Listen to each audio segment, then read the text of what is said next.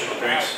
Let me just formally welcome everybody. I'm Ed Williams, and Vice Chairman of the CCIA, and want to thank everybody for attending and taking an active participation in the Colorado Cleantech landscape. Let me also take a moment to extend our sincere appreciation to Chubb Corporation, sponsors of this event and the report itself. And we're honored to be working with them. They're one of our preferred insurance suppliers for the members of CCIA. So tonight, we'll look at some of the top-line reports, top-line results of a report prepared by Cleantech, which essentially reviews, in a comparative to the U.S., the Cleantech landscape in the state of Colorado. And there's some fairly insightful perspectives of that. But after we go through the report, we're going to have a panel discussion to discuss the results, the analysis, and hopefully come up with some ideas and some actions for the state itself. Our thoughts on this is to hit a couple of objectives. First is that this report can be a springboard to create a next-generation state energy plan. We wrote and sponsored the execution of the Colorado Cleantech Action Plan back in 2010, and we think this can be the catalyst to create yet another report. Second, that report, along with this, can be a fairly powerful document that I think we can all use to influence some of the policymakers in the state.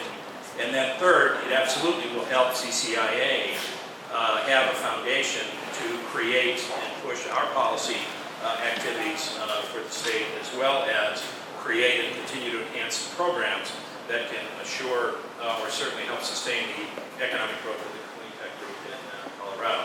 So, allow me to introduce the speakers this evening.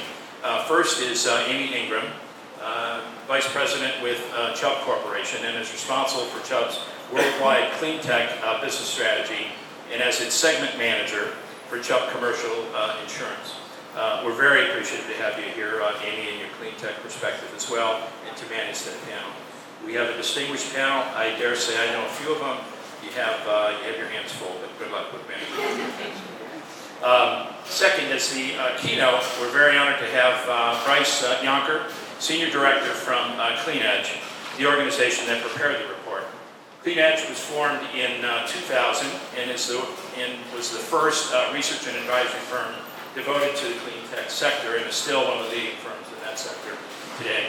Bryce is the Senior Director of Business Development, Strategic Partnerships, and leads the business development, strategy, sales, marketing, and client support efforts in Cleantech. As such, he stays very close to the front line between the clients and the contact support, customers in the marketplace, which really gives him a very close pulse, if you will, in the industry. So we're honored to have him.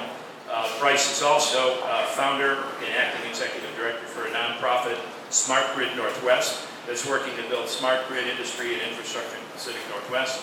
And in his spare time, it sounds like a lot more fun, spends time in the outdoors and mostly with a fly rod in his hand and spending time with his family. Bachelor's degree in business administration from Pepperdine University. That's a beautiful lyric. And an MBA from IE in Spain, which is another beautiful lyric. So, welcome to Colorado, and let me turn this over to Bryce. Please join me in welcoming Bryce tonight.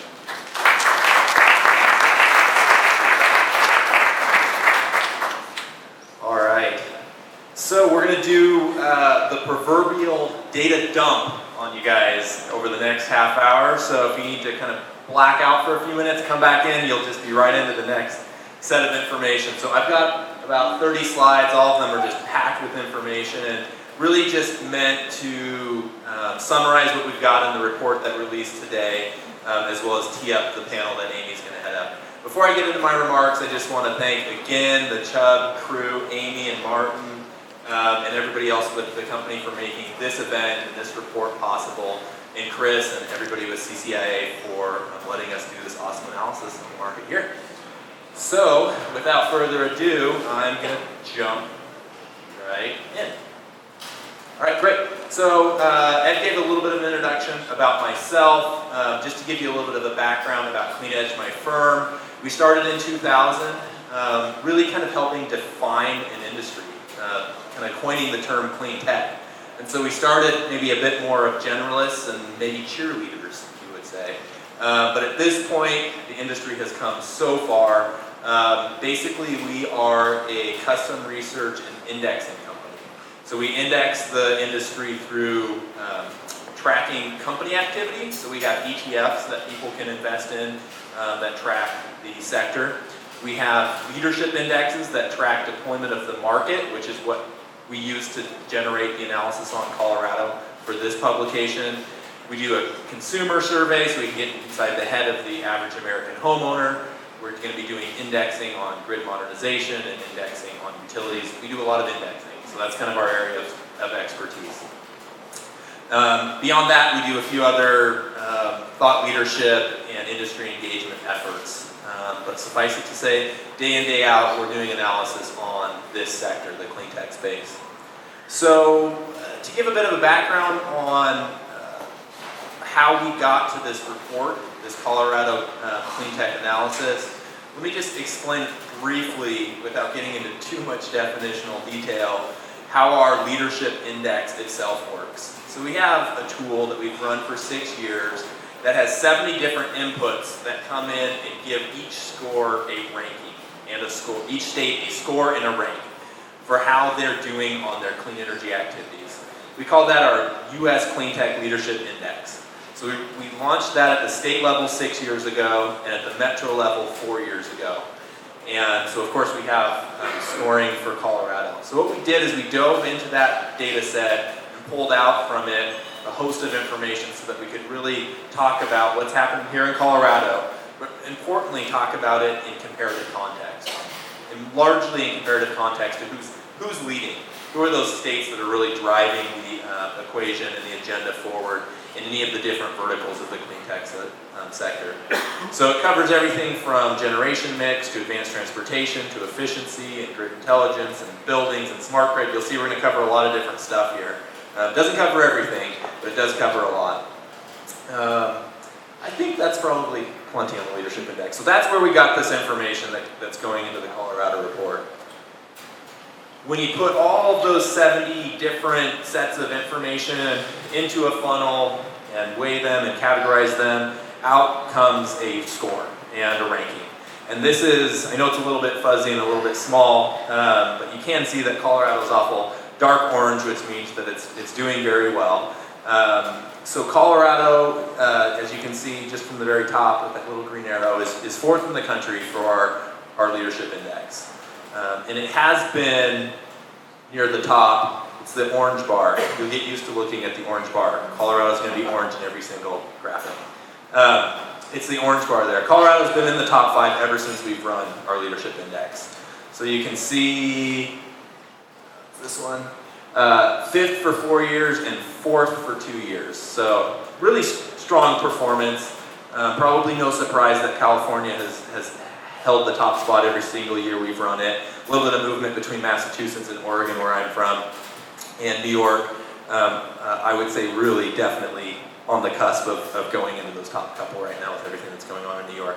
But those are the leaders. You can see that there has definitely been some change across the country, in particular with Hawaii. For those following what's happening in Hawaii, the economics of clean energy there are basically just driving the ascendancy of deployment of assets there. So really, really no surprise.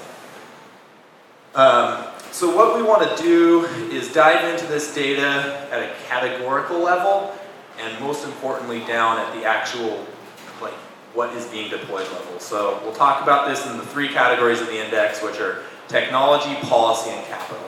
It's the way that we think that you would build any ecosystem on that 3-legged stool, but in particular the clean tech space that relies on innovations coming out of the marketplace or the technology, that relies on the policies, both regulations and mandates, and as well as incentives that come out of the government, and the financing that comes out of the investment community in the capital section. So we look at indicators across those 3 categories. That will be the context by which we'll be doing some review of the marketplace here. So on technology, 6th place ranking, certainly nothing to shake a stick at, although it's dropping, and that's what we're going to talk a little bit about in the next about 15 slides. So you can see that Colorado held the 3rd spot for the first 2 years we've ran the index, and has kind of slowly been sliding. And so what I kind of want to get into in the presentation today is, well, what's driving that? Why is that? In 2010, when we started running the index, and when there was really just some momentum in the marketplace around the Cleantech space. I know it's hard to see. The next one's a little easier to see. There was some deployment. Many people didn't even know, but there was some moderate deployment of clean energy assets. You can see one place broke the 10% barrier. It was Iowa with their wind generation fleet.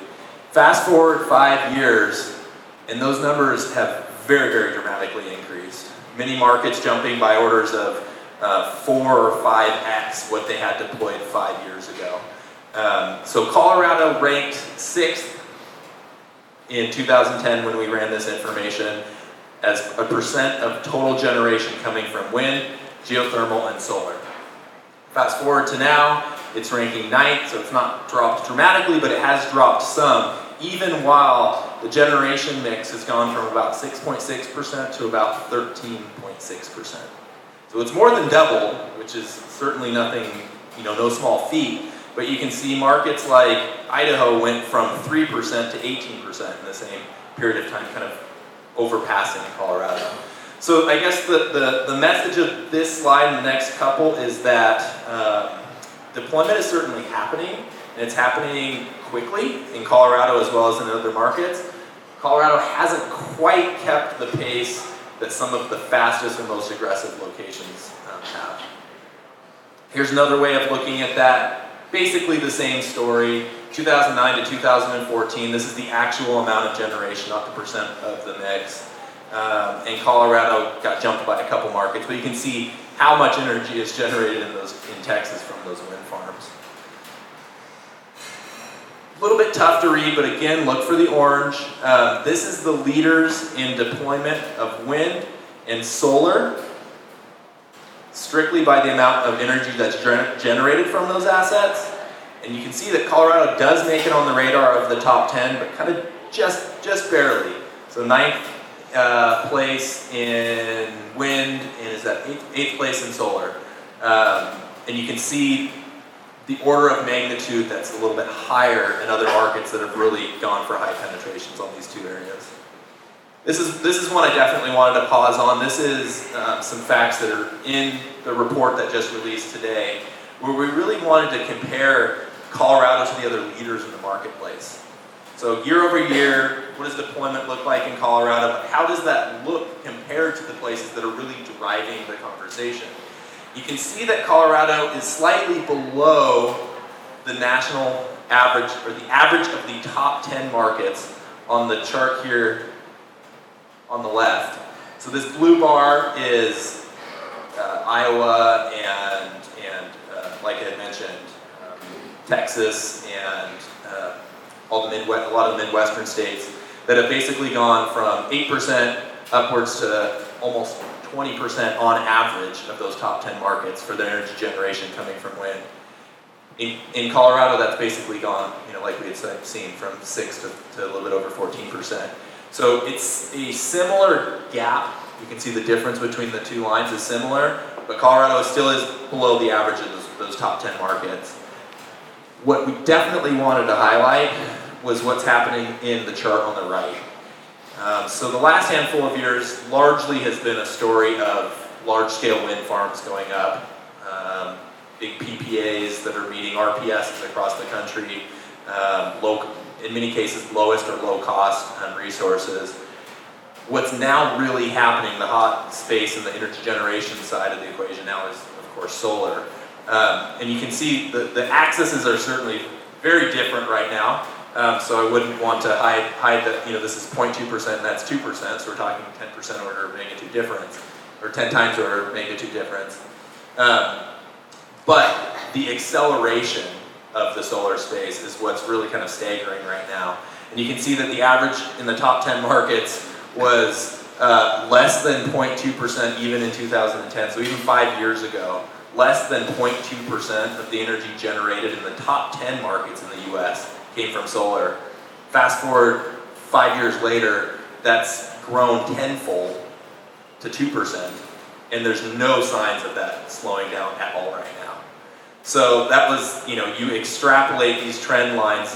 They don't keep going up at that rate forever, but you do extrapolate these trend lines going up, and you can see how important energy generation assets from solar really are. And you can see that gap in Colorado really starting to widen. So we thought that was a pretty eye-opening chart. So switching over to advanced transportation, which we cover as well, wanted to talk a little bit about what's going on in that space. Colorado isn't quite in the same level of leadership as it is on the energy generation side on advanced transportation. So you'll see a handful of rankings in the teens, here 17th. This chart is showing total advanced vehicles. You can see on the label there, it's almost all hybrid electric vehicles, HEVs. So there's nearly 700,000 of them in Colorado or in California, and other markets that are leading roughly 100,000. And it's early days right now for the EV sector. I don't have a chart showing at the national average what the adoption rate of hybrids looked like over the last 10 years, but it was very exponential, I can assure you that. And what we're looking at, and what the market seems to be positioning itself for, is the EV adoption to look very similar to what happened with hybrids. And so those small numbers right now are likely to not be so small numbers in a very short time period here on EVs. I got a slide on that here in just a second. To put in context the size of the markets for these advanced vehicles, you can see there's Colorado again in orange. Not a whole lot below a lot of the other markets that are in the 10 to 17 range, but certainly below a few of the other markets that are larger. This is the one I wanted to pause on, talk a little bit about policy. So when you look, of course, again, a different access. When you look at electric vehicles, we really are, as everybody knows, at kind of the early days of what's going to happen for deployment in EVs. And it's really exciting to see how those are going to be used as an asset on the grid. Colorado right now, you can see barely just a sliver 5 years ago, literally a couple vehicles. A couple thousand now, 5 years later. These rates are growing exponentially. I can't remember what the CAGR was, compound annual growth rate, that we had in the report, but it's well into the double digits. So these are growth rates akin to early days of computing, early days of mobile. And we're gonna be seeing a lot more of these assets. So what's really interesting on the electric vehicle space is to see that overlap between technology innovation, what the Teslas in the marketplace are doing, and policy. And I'll highlight one specific market. You might wonder, why is Georgia second on electric vehicles in its policy? So a couple years ago, like Colorado has currently enacted, Georgia had a very strong purchasing incentive, cash up front, $5,000, $7,500, something like that, to purchase an electric vehicle. While that was in place, and while the market really understood that there was a benefit for people to adopt that, people rushed to it. They used it. Over 10,000 electric vehicles in Georgia. It's a double-edged sword, policy is. So I don't know if people have tracked what's happened in Georgia with this specific policy, but incumbents realized how fast this technology was being adopted, and they very quickly pulled the rug out from underneath it. So now is there not only zero incentive to purchase an electric vehicle in Georgia, there is a charge to be able to have the privilege to plug your electric vehicle into the system. And of course, watch 3 years from now, Georgia will just fall right off the top 10, right? So there's a very important place that policy has in this sector, especially as it develops. I could give other examples of what happened in the solar space that are similar to that. Wanted to pause briefly on the infrastructure around electric vehicles. Another one where I really think that the state of Colorado has an opportunity to, if it decides that this is something that's important, focus on. You can see that in 2009, literally dozens or a handful of EV charging stations around the country in markets, and now hundreds. But where does that go from here is a good question to ask. that marketplace, how much energy did you use to generate that? And so it basically is saying, how efficient is your economic engine in your state with regards to energy? How efficient is it with energy use? And so here you get to see who not only has a strong economy, but who is doing a good job with the consumption of the electrons to generate that output. And you can see orange is actually bad in this case, yellow is good, gray is actually quite good. And Colorado actually stands out quite well to its neighbors. This would be something that I think should be definitely applauded. It's 12th in the country, but if you look at it in context to where it is in the country, it certainly does very well. And the other leaders are, in the Northeast or Alaska that have very different constraints than here. So that was one we wanted to highlight as a strength and would be something that would be great to continue. You can basically see, theoretically, you could get twice as effective if you go to where those other markets in the country have achieved. Continuing down a category we call green building and energy efficiency, we did an analysis on the building stock here in Colorado. I don't have a whole lot of slides in this presentation. There's actually a fair amount of it in the report because the story is actually very positive in Colorado, for those who know. The state is literally #1 in LEED buildings per capita and Energy Star buildings per capita, first in the country on both. And on a total absolute market amount, I can't remember which one it was 1 and which one it was 3, but has the most either LEED or Energy Star buildings in the country at an absolute amount. So lots of good activity on the green building front here. You can see the chart on the right is inverted, where the orange bar is well above the blue bar, which is the average of the top 10.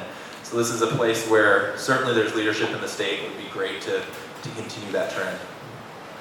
But right after the good news, I'll follow up with the not so good news, and this is probably the biggest of the not so good news from the analysis. That bubble chart right there shows how many smart meters or AMI meters are deployed in the top 10 states of the country. And that little orange one that doesn't have enough space to fit the label is Colorado, 39th in the country. And I know a fair amount about the market here. I know there's a lot of companies that are innovating around grid modernization here. I don't think that they would be too excited to see this information.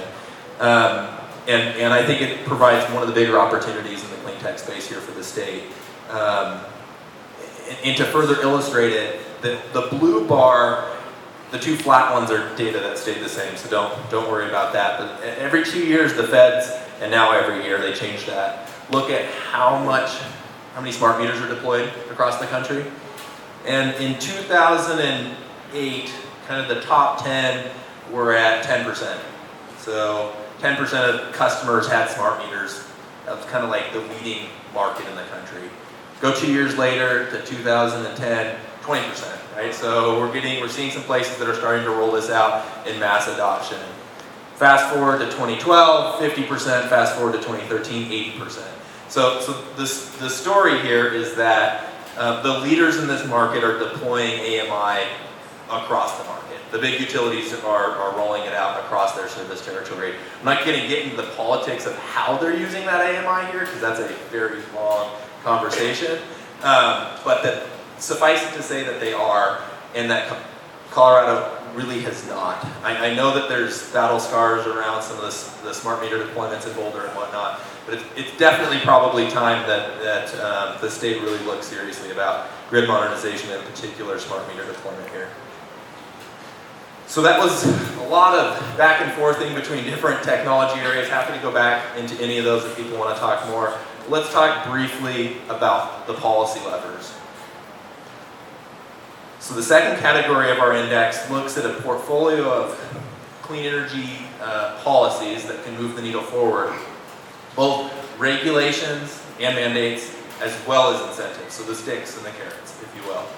And Colorado cracked the top 10 for the first time ever this last year. A bit to my surprise to see the ascendancy. We're going to talk a little bit about the trend line on that one. To be honest, I'm a bit surprised to see that one slowly rising, because what I recall from policies coming out in the state is that in this time frame you had some very influential policies getting enacted in Colorado. Big RPSs, big first time, I think at one point you guys had, was it, Chris, was it higher than California's RPS at one point, or the second highest RPS?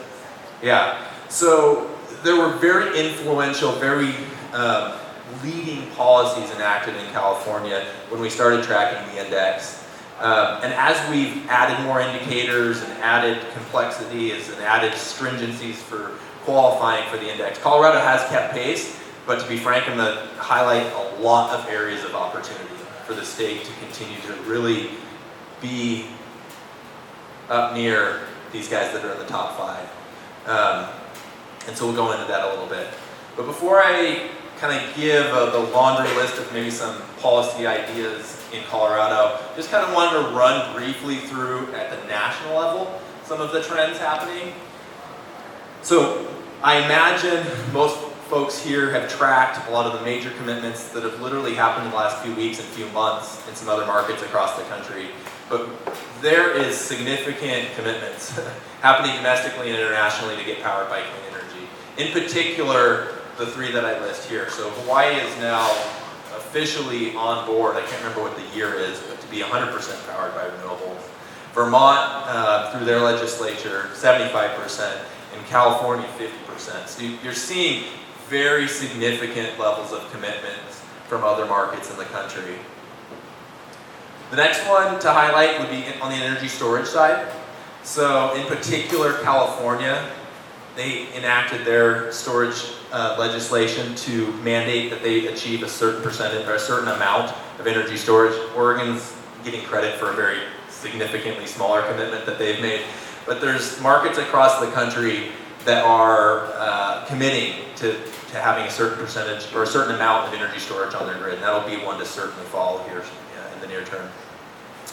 Just not particularly a new area, and one that I kind of was on the fence about including, but commercial pace. So the financing mechanism for a lot of efficiency opportunities is certainly one to highlight, something that California has.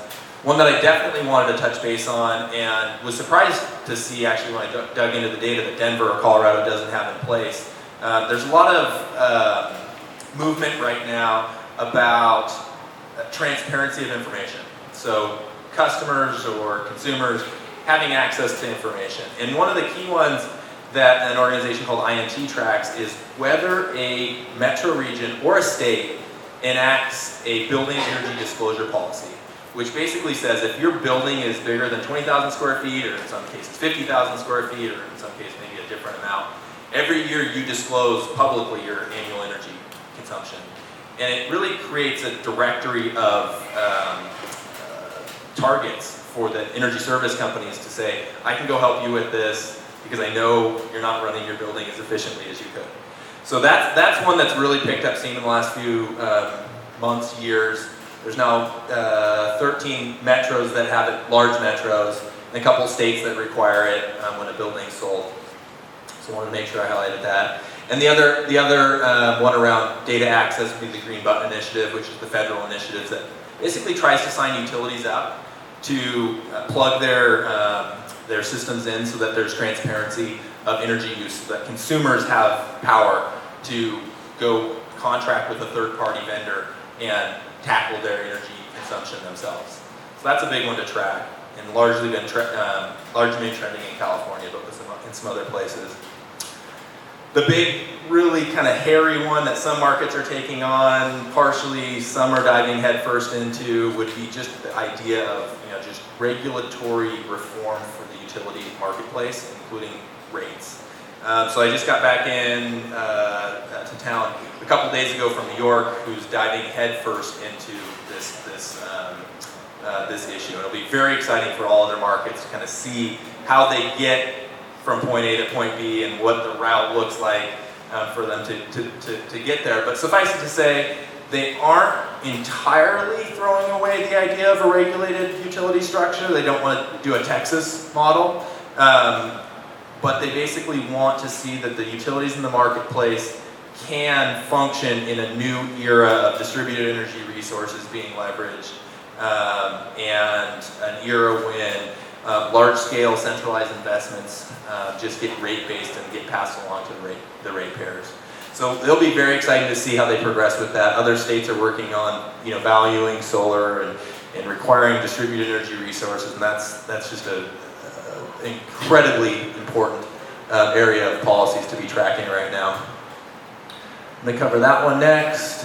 For those of you who kind of track the net metering detail, so the minutia of bringing solar online and getting paid retail rate for that, Colorado does do very well, so congratulations that you guys get the A grade from freeing the grid. I'm going to talk about that in a second. All right, so Stretch, I am not the policy expert like Chris and many others here in this room may be, so if you have things to throw at me, I reserve the right to not be the expert on knowing the political appropriateness of these recommendations. These were, if you look at our checklist, we've got, 35 policies that can get enacted at states across the country. These were the unchecked boxes in our index that could be checked for Colorado. So I'm not going to get into too much detail about all of them, but there are a few, a couple on the vehicle side, a couple on the renewable side, a couple on the building side. So a number of states across the country are enacting low carbon or renewable fuel standards, largely kind of in place of something being available at the federal level for those. So that is something that could be enacted here in Colorado. There's also been a number of places that have basically government entities have committed to powering their vehicle fleets by purchasing or only using zero-emission vehicles, so like EVs. That would be another one that could get enacted to promote the advanced transportation space.